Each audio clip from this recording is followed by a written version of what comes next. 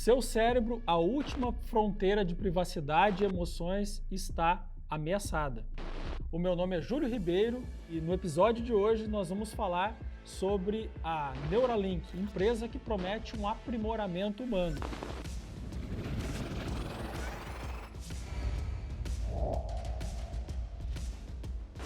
E para a gente começar a entender um pouco mais, eu gostaria de falar sobre uma personalidade que é central nesse tema, Elon Musk. Quem é Elon Musk? Essa pergunta fica cada vez mais presente na última década e é quase impossível que você não tenha ouvido falar no nome dele em algum lugar. Mas você sabe realmente quem é o homem que atualmente é capaz de movimentar a economia do mundo através das redes sociais?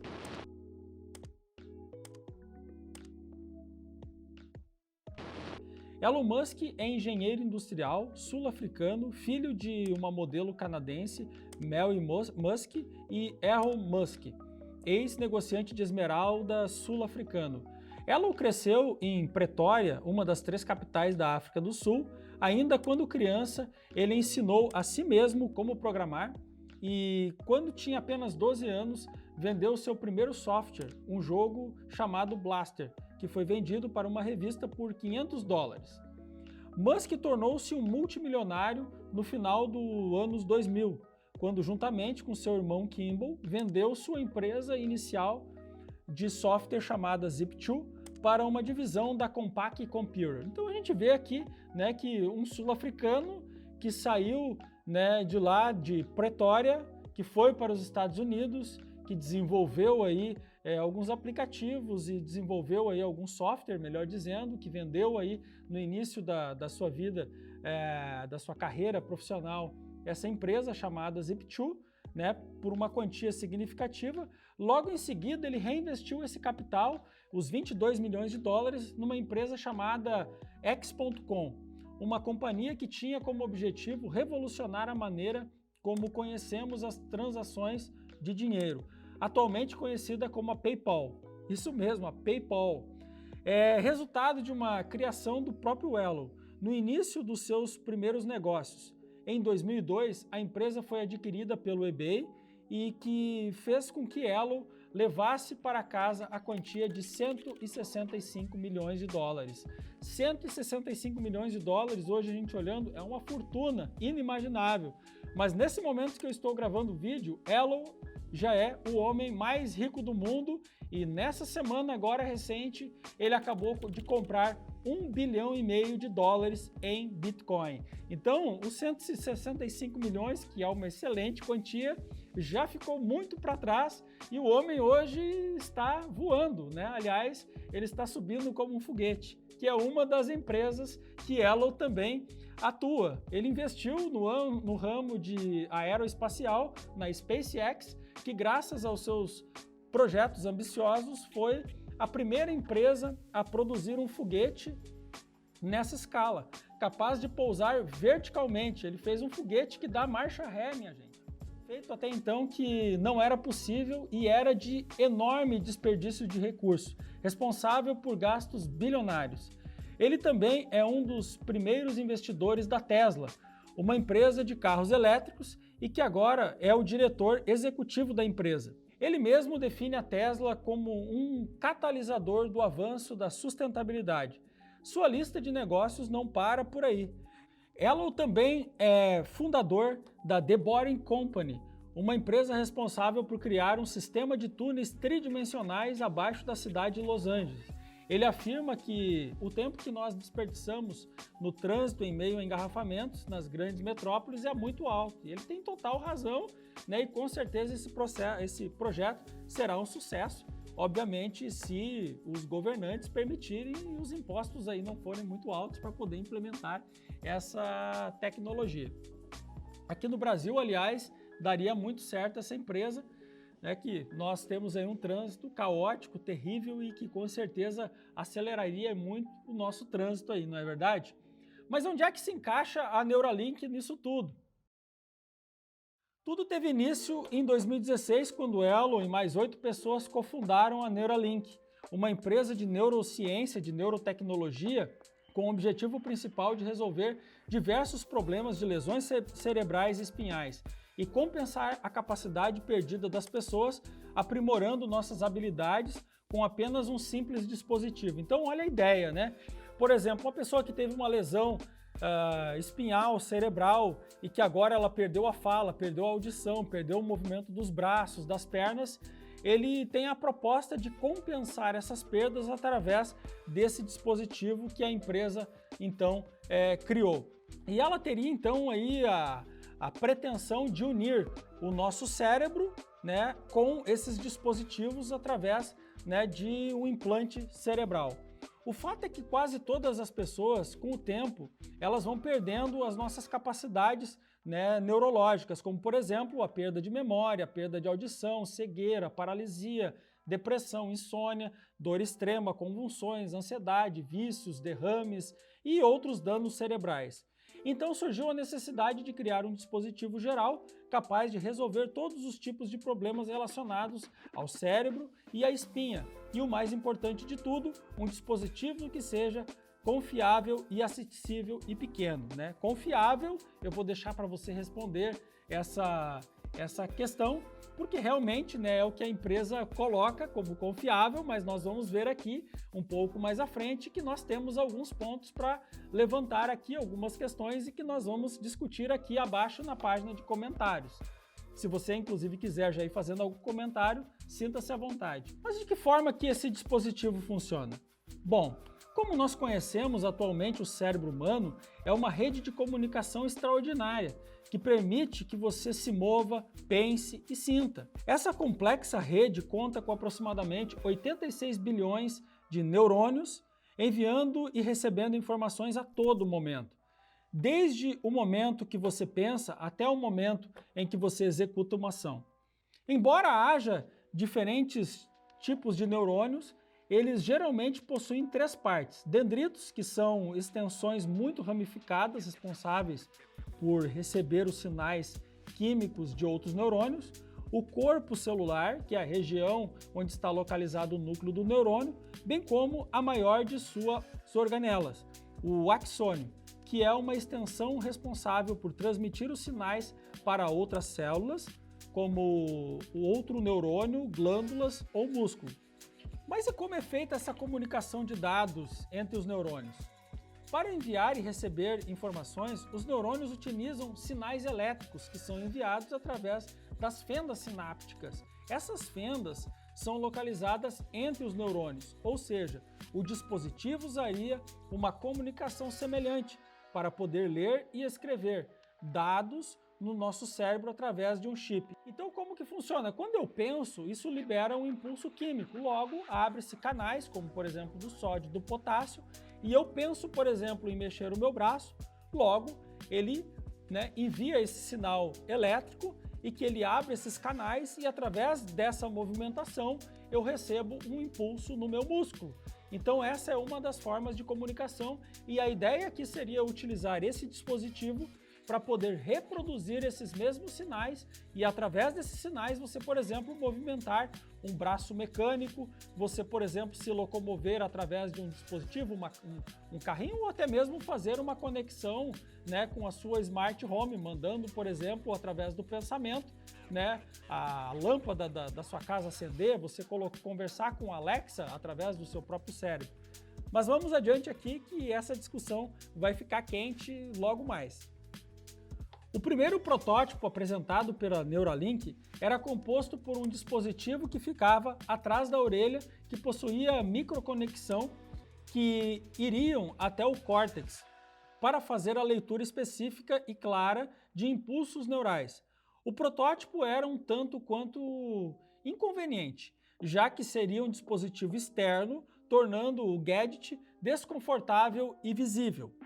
Já o novo protótipo apresentado no dia 30 de agosto de 2020, através de uma live, traz novos avanços de engenharia e uma conexão similar ao seu anterior. A transmissão ao vivo contou com uma demonstração do chip transmissor em tempo real, monitorando o cérebro de um porco e suas ações representadas com ondas de impulsos elétricos. Ela mostrou 3 cenários, onde haviam 3 porcos. No primeiro cenário, o dispositivo havia sido implantado há 2 meses. No segundo cenário, não possuía dispositivo. E o último havia sido removido, mostrando o quão fácil seria a remoção do dispositivo. Com o tamanho aproximado de uma moeda e a capacidade de se comunicar via Bluetooth ou Wi-Fi com dispositivos, sendo capaz de coisas mais simples, como monitorar a temperatura, medir a pressão sanguínea e até ser utilizado para aprimorar a memória ou tocar uma música direto do cérebro. Já pensou nessa possibilidade? O dispositivo seria composto por um transmissor ou emissor que seria implantado no crânio através de microfios de ouro sendo conectados na superfície do cérebro. Ele possui uma mini bobina por onde será feito o carregamento.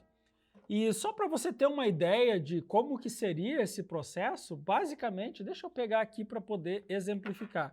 Imagina que essa cirurgia seria mais ou menos assim, eles removeriam o couro cabeludo, eles implantariam o dispositivo, que seria semelhante a uma moeda, aqueles fios de ouro se ligariam ao nosso cérebro, ao nosso córtex, e através disso, então, enviaria e receberia esses impulsos elétricos. E foi exatamente isso que ele fez nessa demonstração com o devido porco lá que ele utilizou, né, nesse experimento. Então, um deles não tinha mais o chip, o outro tinha recém feito o implante, e o outro, então, foi removido, mostrando como seria fácil, né, essa remoção e sem muito risco. Vale lembrar que essa cirurgia ela será feita por um robô, não seria feito por mãos humanas, dada a precisão. Você imagina que esse fio de ouro ele seria mais fino até mesmo do que um fio de cabelo, então seria algo realmente fino. Para que ele pudesse realmente ter essa precisão, deveria de ser feito com um robô. Quando questionado sobre o local e o método do implante intracraniano, Elon explicou que um dispositivo como este não poderia ser usado de forma externa. Ele deu o exemplo de que seria como assistir um jogo de futebol do lado de fora do estádio com os microfones na rua. E pelo som da torcida e as vaias, você poderia então entender se um time fez um gol, mas não teria como saber as jogadas, defesas e o andamento da partida. Embora o segundo protótipo chamou a atenção de muita gente com sua proposta de aprimoramento da raça humana, porém a tecnologia do projeto não é algo muito revolucionário. Na área de pesquisa, atualmente, já foram desenvolvidos dispositivos capazes de captar impulsos elétricos e sinais do cérebro.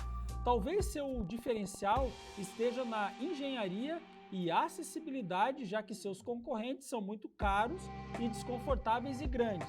A transmissão realizada teve a finalidade de não somente mostrar uma demo ao vivo do funcionamento do dispositivo, mas também teve o intuito de captar e divulgar o projeto a fim de expandir a equipe e procurar pessoas que possam agregar no desenvolvimento do projeto. A empresa deixou explícito interesse em abrir e expandir a API para desenvolvedores para que possam construir ferramentas ou aplicações de interação com o dispositivo de terceiros, aumentando ainda mais o avanço e desenvolvimento da plataforma. Durante uma aparição na noite do dia 30 de janeiro de 2021, através da Clubhouse, uma plataforma de salas de chat, Elon disse que a startup de interface havia implantado o dispositivo no cérebro de um macaco, possibilitando que eles pudessem jogar videogames. Mas, de acordo com Elon, ele preza pelo bem-estar dos animais e garante que sua conduta está de acordo com os órgãos de defesa e saúde dos animais.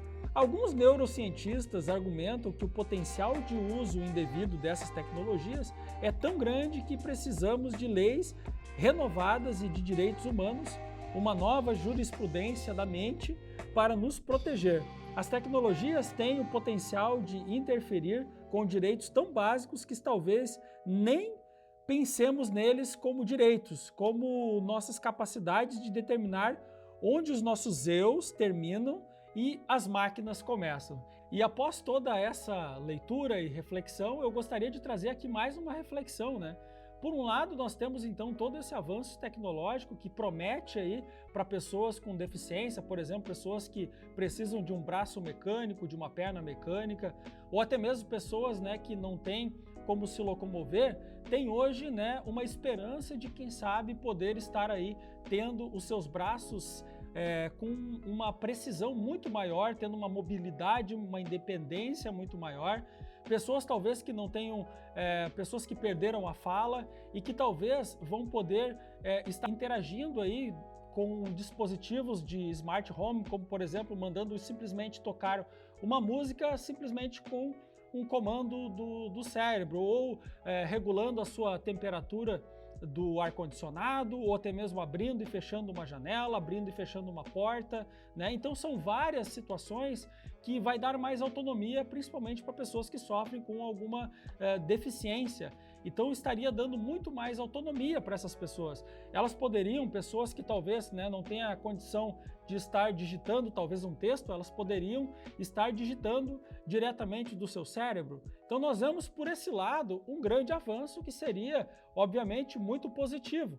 Mas por outro, a gente poderia também pensar, poxa, se esse dispositivo ele está interagindo diretamente com o nosso cérebro, enviando esses sinais, não poderia esse dispositivo em algum momento estar implantando comportamentos no nosso cérebro, de modo que a gente não saberia mais quem somos nós, se esse comportamento seria o nosso eu ou seria um comportamento implantado, nos jogando para nós comprarmos algum determinado produto, nos levando para ter um determinado pensamento político, nos conduzindo como pessoas que deveriam de obedecer um comportamento. Eu deixo aqui para você, né, essa discussão. Vamos fazer uso da nossa página de comentários. Eu quero saber o que você acha sobre esse avanço. Então, se você gostou desse conteúdo, eu peço para que você clique no botão aí de curtir, porque isso faz com que a gente se incentive e se motive a estar produzindo mais conteúdo e faz com que a plataforma do YouTube ela expanda o nosso conteúdo organicamente para outras pessoas. E se você tem algo a comentar, comenta aqui embaixo, talvez eu trouxe aqui alguma reflexão que ficou faltando, talvez você queira trazer aí de acordo com a sua visão de mundo, com o seu pensamento filosófico, talvez você seja um muçulmano, um cristão, um budista, ou você seja um ateu e você queira trazer o seu contexto filosófico aqui na página de comentários. Peço para que você faça uso aí da página de comentários. Não deixe de compartilhar com as pessoas, né, do seu círculo de amizade. E por hoje é isso. Eu fico por aqui, estamos juntos e é só o começo. Te vejo do outro lado.